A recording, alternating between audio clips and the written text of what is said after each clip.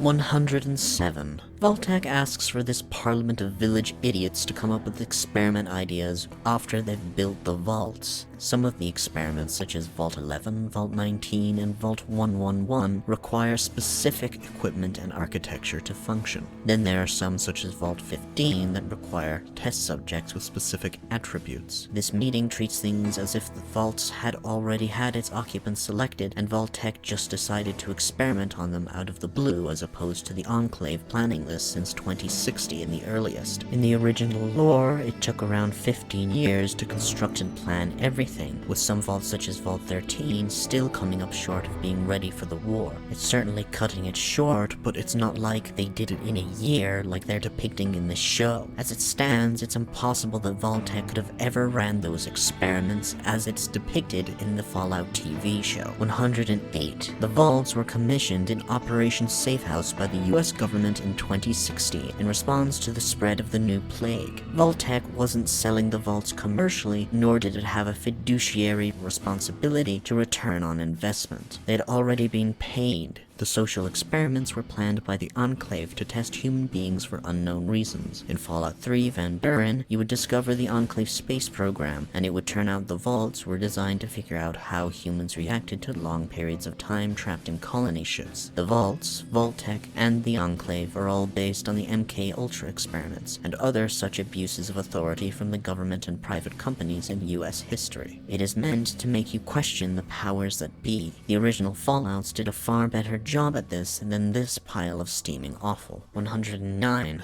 Westech is a subsidiary of Vault-Tec, not a separate company. It's a military contractor responsible for the Pan-Immunity Virus project and the Pan-Immunity Virus designed to combat the new plague. The virus they invented increased the muscle mass and intelligence of humans and animals, and Westech began to experiment with it under government support. It was in 2076 that they created this forced evolutionary virus. This, by the way, implies the meeting is in 2076, which has a lot of problems on its own. Westech did not come up with the idea of making super soldiers at some random board meeting, which led to the creation of super mutants. The super mutants in question were the Master's invention. Falling into the Mariposa vat in Fallout 1 before the Master took it over resulted in humans and animals becoming mutants, but not super mutants, as seen with Harold and Richard Gray. Therefore, the idea that Westech even had a clue what they were doing with FEV1 at this time, enough to confidently create a vault for making super soldiers, is unlikely. 110. The Westech research team were arrested by the soldiers in Mariposa after they discovered the testing on not illegal immigrants, but military prisoners. Fallout America didn't have a problem with illegal immigrants crossing the border because there was no border. America had annexed much of Mexico and all of Canada. Additionally, this is a time when there wasn't enough fuel for commercial vehicles, food shortages, and the new plague. So not exactly a period where immigration was an issue. Even if it were, America is at war with China and under martial law. So any illegal immigrants insane enough and tough enough to somehow ford the Rio Grande River and cross the Chihuahuan Desert on foot without assistance from smugglers would likely be corralled into the same camps as the dissidents, POWs, and people with so much as a drop of Chinese blood in their veins. Early strains of FEV was tested on military prisoners. Presumably protesters, rioters, POWs, communist sympathizers, and the equally loathsome species of mutant known as Canadians. They were all exposed to FEV1.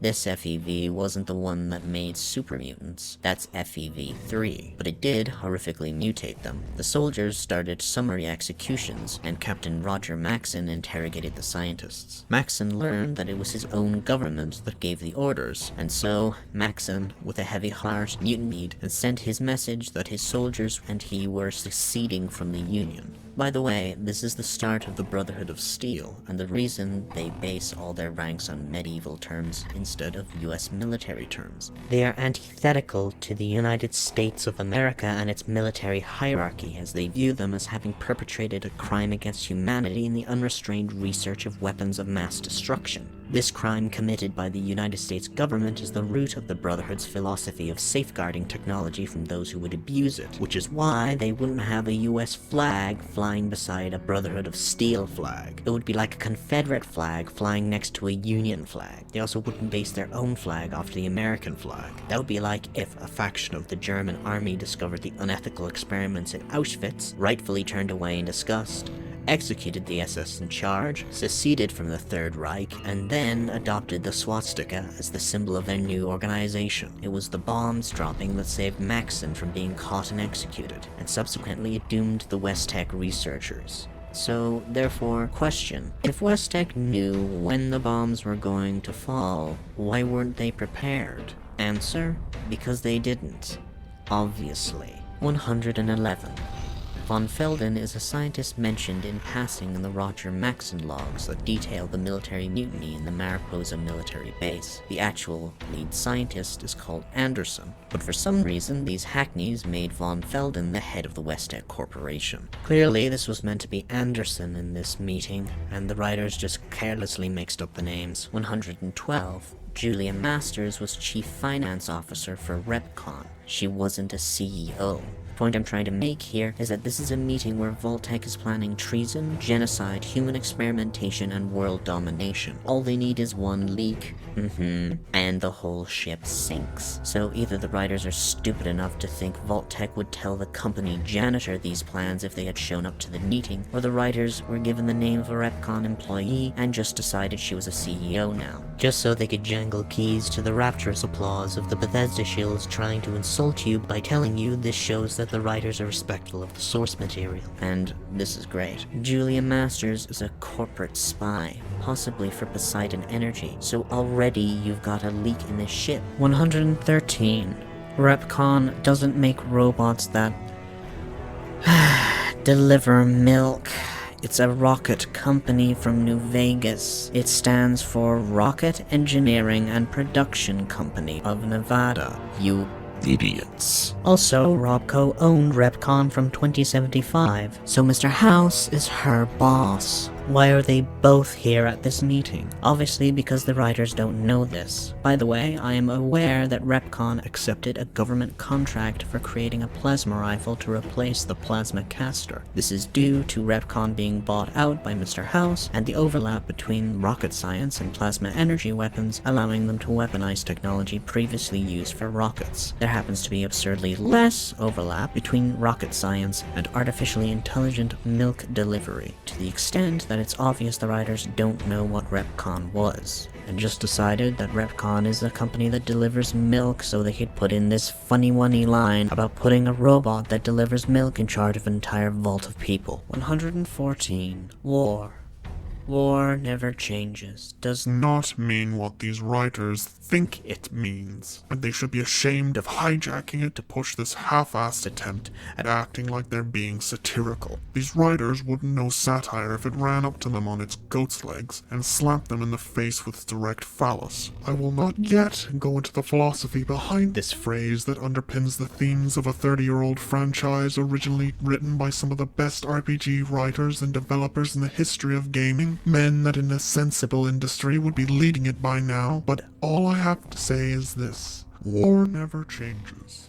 Taking those words and putting them into the mouth of a genocidal idiot bent on starting a nuclear war because their company's profits are down for this quarterly return is a slap in the face of not only the creators, not only the long-term fans, not only the show's audience, it is a slap in the face of every person who has ever played Fallout. Now I know some people like being slapped in the face when they're being fucked in the ass, and to those people I would calmly suggest they go fuck themselves somewhere else and leave us and our 30-year-old franchises alone.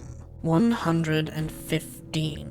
Vault-Tec did not drop the bombs. It makes zero sense for them to do so, and we were told explicitly who did it in Fallout 2 by the pre-war government. And given President Richardson had not lied about anything else, it seems unreasonable to assume he would lie about this in particular, especially when it makes perfect sense that China might escalate the war, given they face an existential crisis. This is literally the only scenario where military doctrine of a nuclear nation such as America or Russia would permit a launch. The fact is supported by creators such as 𝐀𝐴, who have gone on record to say that the Chinese dropped the bomb first because of the development of biological weapons by the US government. Nuked is bio weapons were illegal, and somehow China found out we were doing FEV, and they're like, you have to stop it. And we went, okay. And all we did is move it. All we did is move it over. Earth-shattering, to the what you just said. Really? Is that stuff people don't know? Well, people actually debate over who shot first, like a they do? solo thing. Oh, well, then I don't know. Who knows? It was probably some... And specifically, FEV's birthplace in the glow happens to have been bombed a ludicrous number of times according to the Brotherhood of Steel, which is the cause of the release of the virus in the form of radioactive particles known as fallout that infected the South California area with airborne FEV. Along with this, we have the Xi in San Francisco, descended from the Chinese nuclear submarines that bombed the West Coast. Bethesda themselves followed up this idea until recently with the existence of not one but 2 Chinese submarines on the East Coast in 2 out of the 3 of their Fallout entries. One of these submarines even had the original sailors who confessed to bombing the East Coast at the start of the nuclear exchange. Lastly, there were warnings from the missile defense systems, particularly in Fallout 4's switchboard. But here's the kicker. Fallout 2 makes it clear that who started it doesn't matter. War never changes. The end of the world occurred pretty much as we had predicted. Too many humans, not enough space or resources to go around. The details are trivial and pointless. The reasons, as always, purely human ones. The Earth was nearly wiped clean of life. The point, to reference 𝐀𝐴 again, is to explore the politics of a post-apocalypse. It's good that they had an answer to this question, but nevertheless, it wasn't something that had any narrative relevance. What does it matter to the Brotherhood of Steel, or NCR, or Caesar's Legion, or New Vegas, as to which dead nation fired first? It's not the bombs that matter, it's the fallout. We had our answer in the opening of Fallout 1, and again repeated in Fallout 2. War never changes. Nuclear apocalypse is the end point of humanity so long as they continue such reckless violence against their fellow man. It's why factions die out, and it's why you, the player, are given so many peaceful options for resolutions in the game. But now, this putrid waste has taken away the very essence of Fallout, And bastardized it. subverted it, and contradicted the very authors of this work by changing the meaning of War Never Changes being about the violent history of mankind, ultimately leading to the natural conclusion of self-destruction to Vault needs a return on investment because Vault evil.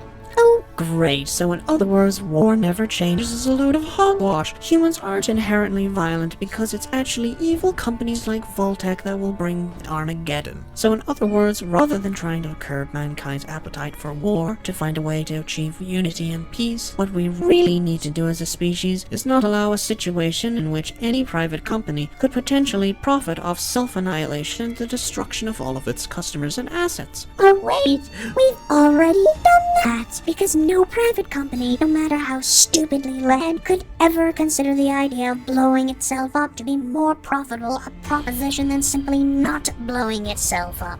Greater men than these have argued capitalism to be a driving force in current, past, and future conflicts, and provided more convincing arguments than these people could ever possibly achieve.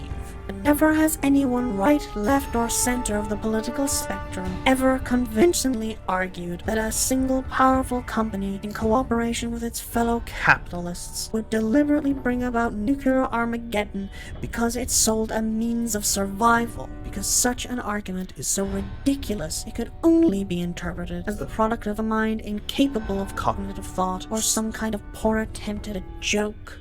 This idea is something impossible in the Fallout universe. It is a retroactive decanonization of previously established lore. It is, to put it very simply, a retcon. Mind you, not even an original retcon. This idea was originally put forward for the Fallout movie, in which the man who started the war was none other than the Vault 13 overseer of all people, which along with other ridiculous ideas led to the cancellation of this rancid script, as clearly ZeniMax of all companies was led by gentlemen with more faith in humanity than Microsoft. These were better times for media when we demanded quality, not distraction. Wagner, Geneva, and Nolan, by writing a retcon into Fallout that destroys the very concept behind this franchise in an unwitting act of self-destruction, you yourself provide a more convincing argument for what will bring the downfall of our entire species than any philosopher, writer, or game developer could possibly hope to create. Bravo!